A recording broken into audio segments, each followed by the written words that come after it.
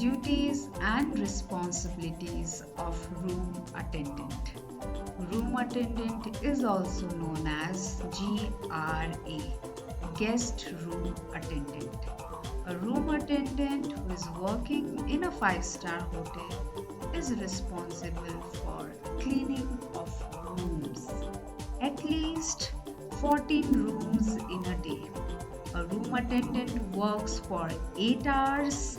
In 8 hours, 14 room has to be cleaned, half an hour for one room and one room.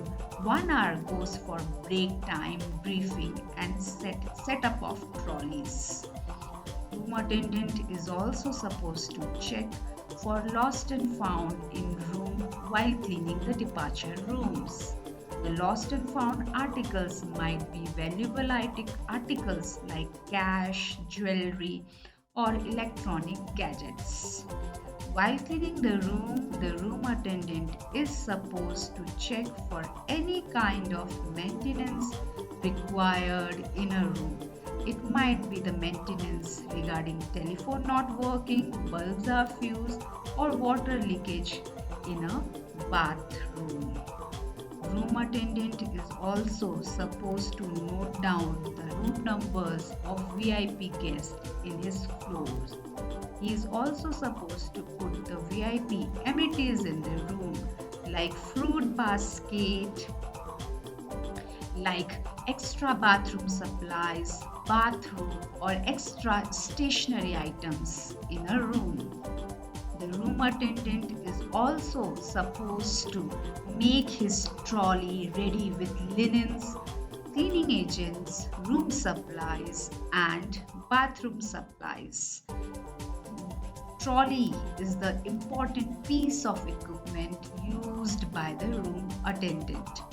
A room attendant has to be polite, should show a very helpful and courteous attitude towards the guest.